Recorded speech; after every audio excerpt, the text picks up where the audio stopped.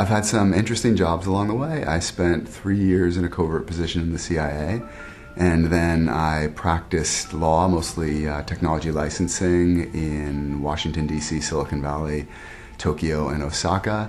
And then I was an executive with a technology startup, and now I have the best job of all, which is writing full-time. I write thrillers with a lot of romance and sex in them, but I would generally describe them as thrillers. And assassins, political skullduggery, high-level conspiracies. My plots come right out of the headlines, so as I sometimes like to say, what's bad for America is good for thriller writers, and there's so much that's bad for America right now because of what our political class, our oligarchs are doing to the country. Again, a shame for America, but a boon to anyone who wants to write realistic thrillers. I've got a total of 8 books out right now. The first 6 are part of the John Rain Assassin series. Rain is a half Japanese, half Caucasian American contract killer whose specialty is making it look like natural causes. And my 7th book was a departure from that series, introduced a new character named Ben Trevin, who's a military black ops guy with an organization that has had various names over the years, most recently called the Intelligence Support Activity. They always give them these incredibly bland names. Part of JSOC, for anyone who's listening who follows these things at all, the Joint Special Forces Command, and I have a new book that'll be out this summer, 2011, called The Detachment, which is going to bring the Rain Trevin universes together, and that book it'll be a lot of fun. And I should mention too a short story called The Lost Coast, my first short story, my first self-published story. It's available on Amazon, Barnes & Noble, and Smashwords, and it's a dark short story about a character I introduced in my most recent novel, Inside Out. A guy named Larison, who's a former Black Ops guy, very nasty, twisted piece of work, interesting character, and he's gay and has lived in the closet his whole life. And the premise for this story was a question that came to me, which is, what would happen if 3 maggoty little fag bashers chose the absolute wrongest gay in the world to try to bash one night outside a bar, which would be Larison? And from that question, the story The Lost Coast grew. I certainly draw on all the training that I received at the CIA. I like to make sure that all the tactics, all the operator tactics, surveillance, counter-surveillance, the operator mindset, just the way these people operate is as real as I can get it. And that's true actually for everything I write. Every place I write about, I've either lived there or I personally visit to make sure that I walk in the footsteps of my characters. I use real locations. I mentioned the plots of my stories are all right out of the headlines.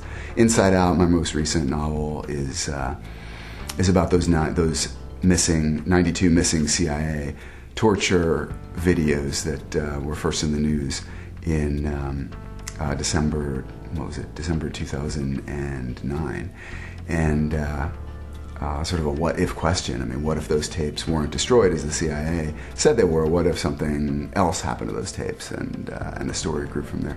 So I make it as realistic as I possibly can, not just at the tactical level with the spy stuff, but also I try to present as realistically as I can the way large government organizations, particularly intelligence agencies, function, or more commonly malfunction, because that's the real world. If my daughter decides to become a novelist when she grows up, I would advise her by reminding her of the advice she gave me about a year ago, which was, Daddy, why don't you just self-publish? We were sitting around, my wife and daughter and I were sitting around the dinner table, and I was complaining about some of the boneheaded things that my then publisher was doing, and my little girl said, Daddy, why don't you just self-publish? And I thought, wow, that's incredible, because even, a year ago, certainly 3 or 5 years ago, it would be unthinkable for a traditionally published author to give up a traditional book contract in favor of self-publishing. Self-publishing was something you did if you couldn't get a traditional contract, and I realized that to the new generation, this was just a question, just a practical question that ought to be asked. And I realized that more and more writers were going to be asking themselves this question, and more of them were going to answer yes, I should self-publish, which is what I've decided to do with my newest book, The Detachment. And I would advise my daughter to follow suit. I think knowing her personality and the way she looks at the world, I think she would be much happier making her own decisions and getting things right than placing her business fortunes in the hands of someone who might not be quite as competent as you would want them to be. In America today, most of my heroes are independent journalists, people who have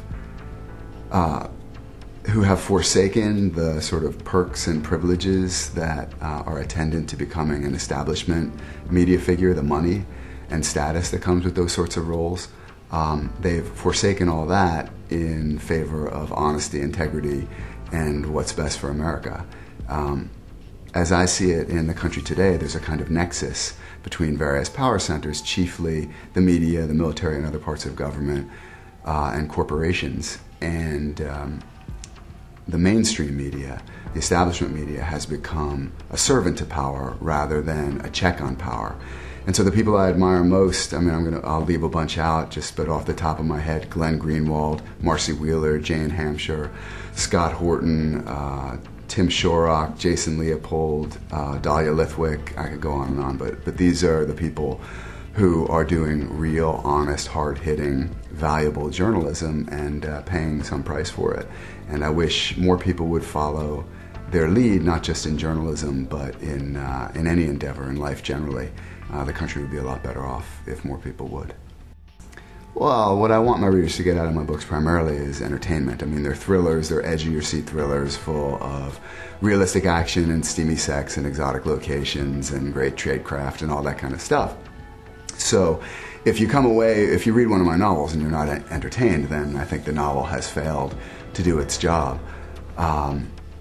Beyond that, though, as I've said, I try to incorporate things that are going on in the real world to make my plots as realistic and relevant and meaningful as I can. So at a high level, as a general example, it's pretty easy to write a kind of ticking time bomb, suitcase nuke under Manhattan or Los Angeles story, and the hero, so-called, has to torture the terrorist suspect, who's always actually a terrorist. They never torture the wrong person. They find where the bomb is, and it saves the day, and that's a pretty easy entertainment. The problem is it's just not at all realistic, and has the pernicious effect of fostering some very unhelpful attitudes among the public. And so what I try to do, what's the real problem? What's the greatest threat? The existential threat to democracy in America. Is it Al-Qaeda, or is it our overreaction to Al-Qaeda? Is it our willingness to give up so many of the civil liberties that are enshrined in the Constitution, and that so many Americans have fought to preserve in order to protect ourselves against this perceived threat from cave dwellers? What's the real danger here? And to me, it's obvious that the answer is our own overreaction is the only thing that will really ever represent some sort of existential threat to America. That being the case, my plots have more to do with the overreaction than they do with the deadly threat of the cave dwellers and evildoers who seek to do us harm. Sorry if that was too political, everyone, but what you see is what you get.